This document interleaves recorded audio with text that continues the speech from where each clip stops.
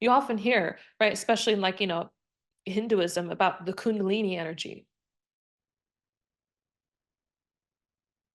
Well, the Kundalini energy, it's just life force energy. It's the energy of consciousness that sustains your being, that gives you life. That energy of consciousness, that pure potentiality that resides within you, untouched and undisturbed. And in different moments when you rise to the occasion, I mean, in a way, so does the Kundalini rise to the occasion. You gain access to different aspects of your being that release this stored energy that suddenly makes you privy to other possibilities that were not available to you before. It could be extreme mental feats, it could be physical, it could be spiritual. Of course, these moments are few and far between for the average person.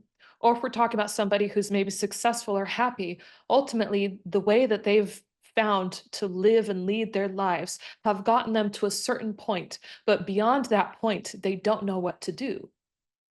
They don't know how to exceed that, how to go beyond it, how to reach that fulfillment that the spirit wants. You found a peak of happiness, and that's the problem. It's a peak. There's nothing that's the worst for your growth, the antithesis to progress, than remaining stagnant in one place, even if that place is up here.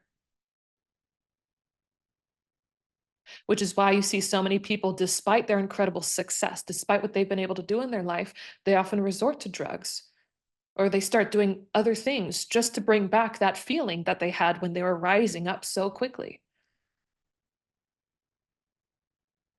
They want that good feeling again. They want that feeling that power gives them. They want that feeling that consciousness gives them.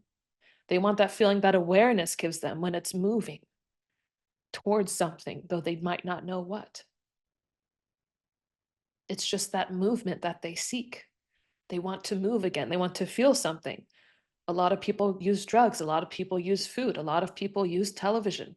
A lot of people use other people.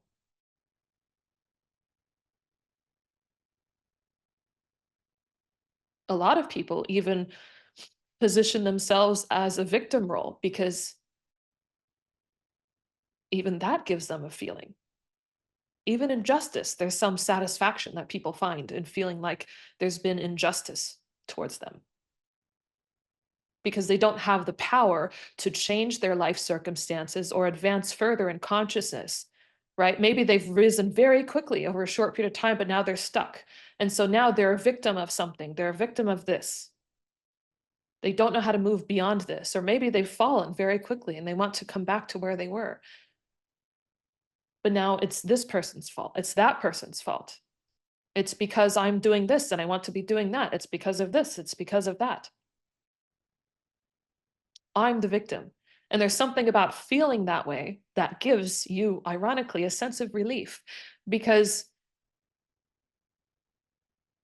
there's almost a sense of fulfillment of justice by acknowledging yourself as a victim. And that justice, that feeling that I am not the morally ambiguous one here. I am a good person and life is not treating me well, so it's life's fault. It's other people's fault. And I am good, and that makes them feel good, despite being stuck in their circumstances.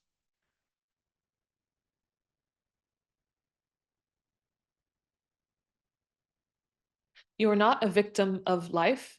You are not a victim of other people. You are not a victim of circumstances. You are never a victim of anything outside of your own consciousness.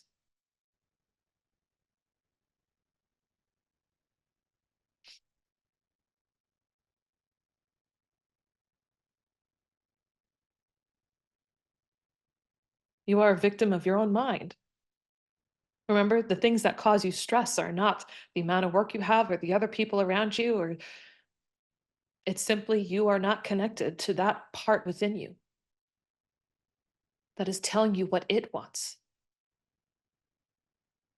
It wants peace. It wants stillness.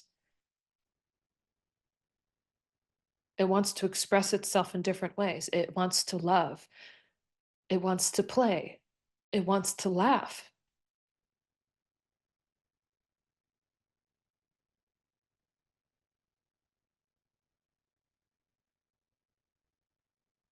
And we all have different expressions of our own consciousness. We have these different constructs through our own experiences, right? Our own karmas. We have our own expressions, our own beings that is inherent to us.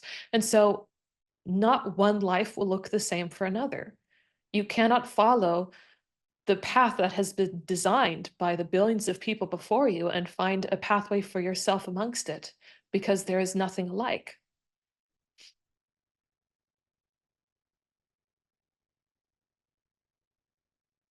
So you have this part of you that knows what it wants already, the part of you that thinks it knows what it wants.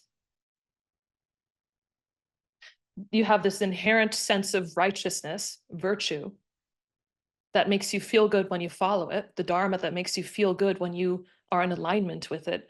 And then you have this part that tortures you when you don't follow it, right? When you follow the Dharma, you are releasing that stored energy, that life force energy, that boundless potential. And it's easier to see the Dharma when you have that inherent purity.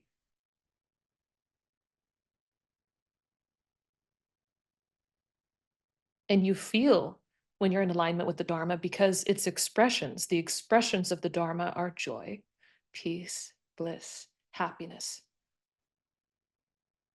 grace, beauty.